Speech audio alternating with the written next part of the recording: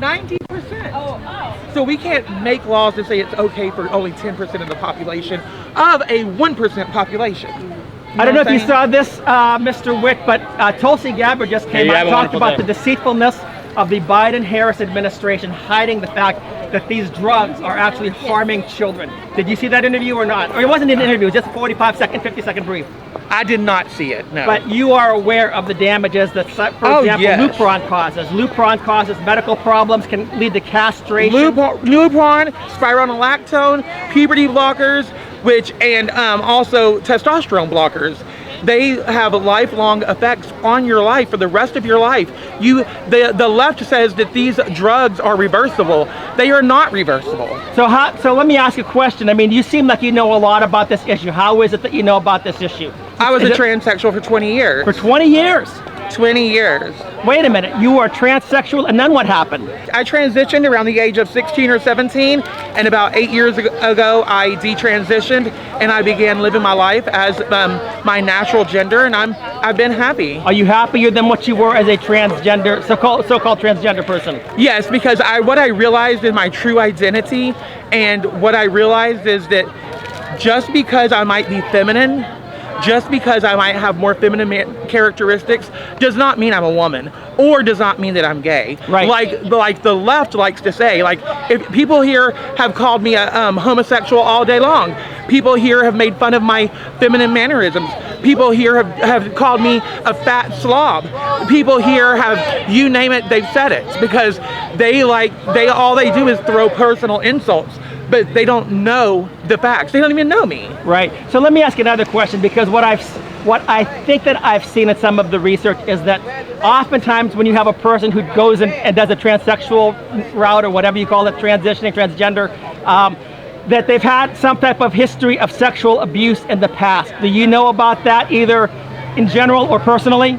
Yes, most people who are transgender have been, they have some kind of trauma in their past, whether it be sexual abuse, physical abuse, or emotional neglect from their parents. Gotcha. Well, anyway, Kevin, once again, I want to thank you. And let me ask one further question, if you don't mind. Is there a transgender gene? Like, if you take a look at the DNA, would it be like an XYQ? Or, I mean, is there a gene? No, like that? you're not. Here is the thing. There's not even a gay gene. Actually, there was a study, Dr. Paul Sullins did a study if there was a gay gene or not. And what he found is that this is the propensity to be gay. You are as likely to be born gay as you are likely to be born Baptist or Catholic. And we all know you're not born with a religion. Right. So you are not born homosexual. Right. You are not born a transsexual. Right. Now, however, we can say what you can be born with is intersexual. Mm-hmm. And intersexual is a variant of chromosomes. Okay. XXY, XYY, XX, yeah, and there's a whole bunch. Right, There's like 47 XXY. And that just means that you are born with ambiguous genitalia. Sometimes you're not. Sometimes you have breast and a penis. Right. So there's many different variants of that. And you can be born that way. Right. But that community should not be lumped into the LGBTQ community. Right. Because the intersexual community is people who are born with a disorder. Right. Or a physical deformity. Just like you're being born with a sixth finger or a deformity of your heart or whatever. Okay, so let me ask you one final question then here. There is a race up right now that's in the 301st District Court. There are 3 write-in candidates. And I want to get your feedback on that. I'm not going to mention them by name, but you can. Give me your feedback on each one of them. Okay, well, Mary Brown is fraudulent. She, not only does she support children transitioning as minors, but she also has been, her whole campaign, that's why she's not on the ballot, because she forged signatures, so she was disqualified.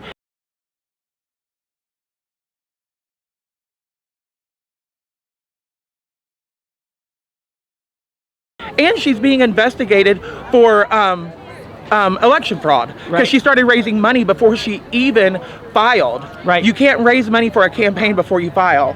And then Michelle McKinney, she's great. She's a Democrat. I'm Republican. I would never vote for a Democrat, but I've met her. I've talked to her. She's a great person. Right. And I have nothing wrong with her. And Earl Jackson, he's the winner. Okay. And he's Republican. He's pro-traditional family values. He's all about protecting kids.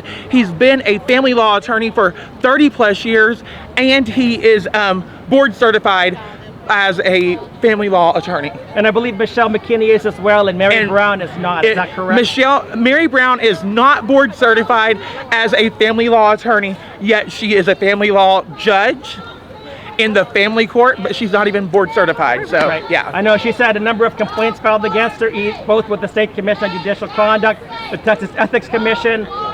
She has a lot of, she's issued illegal gag orders. She's kicked the public out of a public hearing.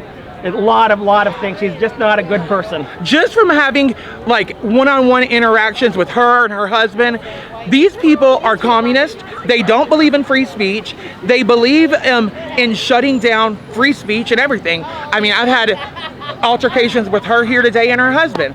And they were here earlier? Yeah. And okay. Her husband, he posted this horrible, all it was lies about Earl.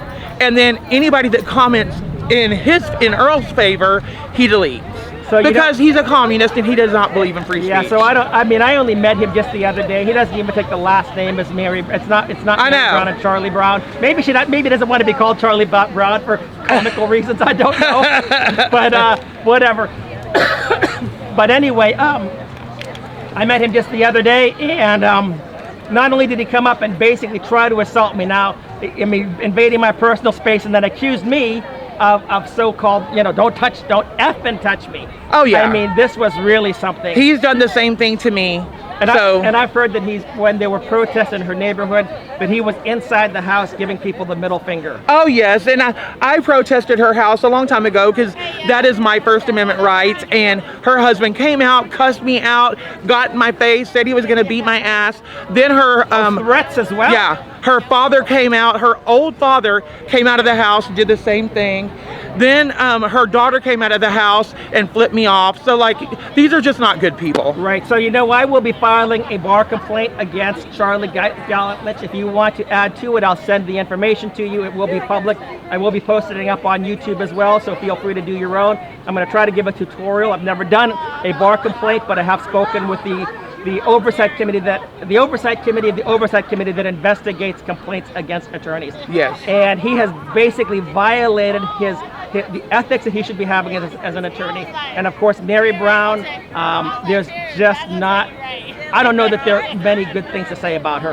But anyway, yeah. Mr. Witt, thank you so much for your time. I appreciate it. Thank you. And any final word? Vote Earl Jackson. Write in Earl Jackson for the 301st District Family Courts. Okay, thanks, Kevin. Appreciate it so much. You're welcome.